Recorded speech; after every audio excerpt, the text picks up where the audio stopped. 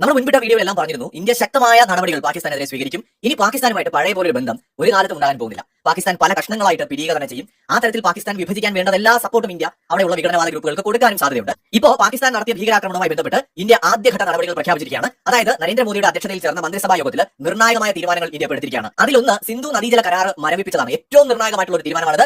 പാകിസ്ഥാൻ ഹൈക്കമ്മീഷനിലെ പ്രതിരോധ ഉദ്യോഗസ്ഥരെ ഇന്ത്യ പുറത്താക്കിയിരിക്കുകയാണ്. പാകിസ്ഥാൻ പൗരന്മാർ ഉടൻ ഇന്ത്യ വിടണമെന്ന് നിർദ്ദേശിച്ചിരിക്കുന്നു. വാഗ അട്ടാരി അതിർത്തി ഇന്ത്യ അടച്ചിരിക്കുകയാണ്. ഭീകരാക്രമണത്തിന് പാകിസ്ഥാനിൽ നിന്ന് പിന്തുണ കിട്ടിയെന്ന് ഇപ്പോൾ കേന്ദ്രം വ്യക്തമാക്കുകയും ചെയ്തിരിക്കുകയാണ്.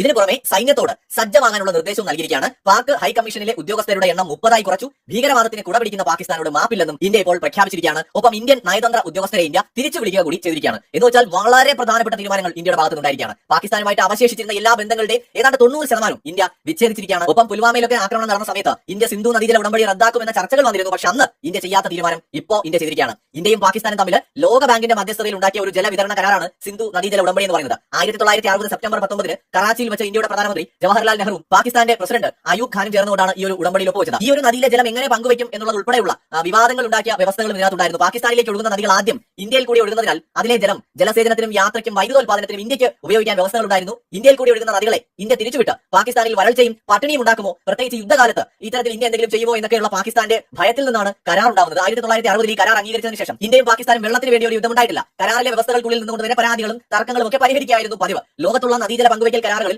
ഏറ്റവും വിജയകരമായ ഒന്നായിട്ട് സിന്ധു നദീജല ഉടമ്പടിയെ കരുതി പോരുകയായിരുന്നു. എന്നാൽ ഇപ്പോൾ ആ സിന്ധു നദീജല ഉടമ്പടിയാണ് ഇന്ത്യ റദ്ദാക്കിയിരിക്കുന്നത്. ലോക ബാങ്ക് കൂടി ഇടപെട്ട ഒരു കാര്യമായതുകൊണ്ട് ഇന്ത്യ താൽക്കാലികമായി നിർത്തിവെച്ചു എന്നാണ് ഇപ്പോൾ പറഞ്ഞിരിക്കുന്നത്. അപ്പോൾ ഇതിന്റെ ഫ്യൂച്ചർ എന്താണെന്നുള്ളത് ഇപ്പോഴും നമുക്കറിയില്ല. എന്നാൽ എങ്ങനെയാണ് ഈ ഒരു തീരുമാനം പാകിസ്ഥാനിൽ എന്ത് ഇമ്പാക്ട് ആണ് ഉണ്ടാക്കുന്നത് ആ ഒരു കാര്യം നമ്മൾ മനസ്സിലാക്കണം. അല്ലെങ്കിലോ വെറുതെ ഒരു കരാർ നമ്മൾ നിർത്തിവെച്ചു എന്ന് പറയുകയായിരുന്നു. ഏതാണ്ട് ഇന്ത്യയിൽ നിന്ന് പാകിസ്ഥാനിലേക്ക് പ്രതിവർഷം 39 ബില്യൺ ക്യൂബിക് മീറ്റർ വെള്ളമാണ് ഒഴുകുന്നത്. 39 ബില്യൺ ആണ്. 39 ബില്യൺ ക്യൂബിക് മീറ്റർ വെള്ളം ഇന്ത്യയിൽ നിന്ന് പാകിസ്ഥാനിലേക്ക് ഒഴുകുന്നുണ്ട്. സിന്ധു നദീജല ഉടമ്പടി ഇന്ത്യ താൽക്കാലികമായി നിർത്തിവെച്ചാൽ ഇങ്ങനെ ഒഴുകുന്ന നദീജലത്തെ ഇന്ത്യക്ക് എങ്ങനെ വേണോ കൈകാര്യം ചെയ്യാം. എന്ന് പറഞ്ഞാൽ നേരത്തെ പാകിസ്ഥാൻ ഭയപ്പെട്ടിരുന്നത് പോലെ ഈ നദീജലത്തെ വഴിതിരിച്ചു വിടാം, മറ്റേതെങ്കിലും തരത്തിൽ പാകിസ്ഥാനിലേക്കുള്ള ഒഴുക്ക് നമുക്ക് തടസ്സപ്പെടുത്താം. എന്ന് വെച്ചാൽ അവിടെ വെള്ളം കിട്ടാത്ത അവസ്ഥ ഉണ്ടാക്കാൻ ഇന്ത്യക്ക് സാധിക്കും. ഇനി മറ്റൊരു കാര്യം, പാകിസ്ഥാൻ എന്ന് പറയുന്ന രാജ്യം അവരുടെ അഗ്രികൾച്ചർ ആവശ്യത്തിന് വേണ്ടിയിട്ട് 90% ആശ്രയിക്കുന്നത് ഇൻഡസ് റിവറിനെയാണ്. അതായത് സിന്ധു നദിയിലെ വെള്ളത്തെ ആശ്രയിച്ചാണ് പാകിസ്ഥാനിൽ 90% കൃഷി നടക്കുന്നത്. അതിന്റെ കാര്യത്തിൽ ഏറെക്കുറെ തീരുമാനമായിരിക്കുകയാണ്.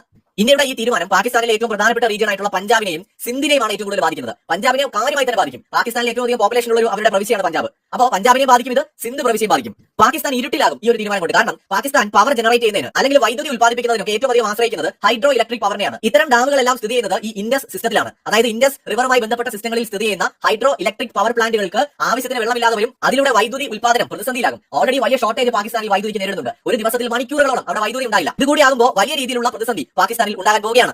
നേരത്തെ നമ്മൾ പറഞ്ഞു പാകിസ്ഥാന്റെ കൃഷിയെ ബാധിക്കുമെന്ന്. പാകിസ്ഥാൻ പൂർണ്ണമായിട്ടും അഗ്രികൾച്ചർ ബേസ് ചെയ്തുകൊണ്ടുള്ള എക്കണോമിയാണ്. അപ്പോൾ അവരുടെ പ്രധാനപ്പെട്ട കൃഷി എന്ന് പറയുന്നത് വീറ്റ്, റൈസ്, ഷുഗർ കെയിൻ, അതുപോലെ കോട്ടൺ തുടങ്ങിയവയാണ്. ഇതിനാവശ്യമായ വെള്ളം കിട്ടാത്ത സ്ഥിതി ഉണ്ടാവും. ഇതിലൂടെ ഭക്ഷണ സാധനങ്ങളുടെ ഷോർട്ടേജ് നേരിടും, ഭക്ഷണ സാധനങ്ങൾക്ക് വിലക്കയറ്റം നേരിടും. മാത്രമല്ല അതോടൊപ്പം തന്നെ അവരുടെ എക്കണോമിക് സ്റ്റെബിലിറ്റി അത് കാര്യമായി തന്നെ ബാധിക്കും. ഓൾറെഡി അവരുടെ ഒരു തകർന്ന എക്കണോമിയാണ്, അത് കൂടുതൽ തകർച്ചയിലേക്ക് പോകും. ഏറ്റവും പ്രധാനം ഡ്രിങ്കിംഗ് വാട്ടർ ക്രൈസിസ് പാകിസ്ഥാൻ നേരിടാൻ പോവുകയാണ്. അതിനൊക്കെ അപ്പുറം ഇന്റേണൽ ആയിട്ട് അവർക്ക് പൊളിറ്റിക്കൽ പ്രഷർ ഉണ്ടാവും. കാരണം ജനങ്ങൾ കൊണ്ടുള്ളതും അവരുടെ ഒരു തീരുമാനം കാരണം, പാകിസ്ഥാൻ നടത്തിയ ഒരു ഭീകരാക്രമണം കാരണം അവർക്ക് കിട്ടിക്കൊണ്ടിരുന്ന ജലം കിട്ടാതാവുകയാണ്. ഇന്ത്യ തീരുമാനം കടുപ്പിച്ചിരിക്കുന്നു. അപ്പോൾ ഇതിന് കാരണമായ ഭരണകൂടത്തിനെതിരെയും പട്ടാളത്തിനെതിരെയും വലിയൊരു വിഭാഗം ജനങ്ങൾ പ്രതിഷേധത്തിലാകും. ഓൾറെഡി സിന്ധ് പ്രവിശ്യയിൽ പാകിസ്ഥാന്റെ ഒരു കനാൽ നിർമ്മാണവുമായി ബന്ധപ്പെട്ട് വലിയ രീതിയിലുള്ള ജനകീയ രോഷം അരങ്ങേറുന്നുണ്ട്. ഇപ്പോൾ നമ്മൾ യൂട്യൂബിലൊക്കെ പോയാൽ ധാരാളം ഇത് സംബന്ധിക്കുന്ന വീഡിയോകൾ കാണാം. ഇതിന് പുറമെ നമുക്കറിയാം ബലൂച്ച് പ്രവിശ്യയിലെ പ്രശ്നങ്ങളുണ്ട്, ഖൈബർ പഖ്തൂൺഖ്വയിലെ പ്രശ്നങ്ങളുണ്ട്. പൂർണ്ണമായും കൃഷി ആശ്രയിച്ച് ജീവിക്കുന്ന പഞ്ചാബിലെ ജനങ്ങളുണ്ടല്ലോ, അവരുടെ അവസ്ഥയും കാര്യമായി ഇത് തകർച്ചയിലാക്കും. കാരണം അവർക്ക് ജലം കിട്ടാതെ വന്നാൽ കൃഷി ചെയ്യാൻ പറ്റില്ല. അപ്പോൾ ദാരിദ്ര്യം ഉണ്ടാകും, പൈസ ഇല്ലാതാവും, ജനങ്ങൾ തെരുവിലേക്ക് ഇറങ്ങുന്ന ഒരു സ്ഥിതിയിലേക്ക് കാര്യങ്ങൾ പോകും. സിന്ധു നദീജല കരാർ ഇന്ത്യ താൽക്കാലികമായി നിർത്തിവെക്കുന്നത് പാകിസ്ഥാനെ കനത്ത തിരിച്ചടിയാണ്. എന്ന് വെച്ചാൽ അവരുടെ ഈ ആനയുടെ മസ്തകത്തിൽ അടിക്കുമെന്ന് പറയുന്നത് പോലത്തെ കനത്ത തിരിച്ചടിയാണ്. അതോടൊപ്പം തന്നെ മറ്റൊരു പ്രധാനപ്പെട്ട കാര്യം, ഇതൊരു തുടക്കം മാത്രമാണെന്നാണ് ഇപ്പോൾ മനസ്സിലാവുന്നത്. എന്ന് വെച്ചാൽ ഇന്ത്യ സൈനിക നടപടികളിലേക്ക് കടക്കാനും സാധ്യതയുണ്ട്.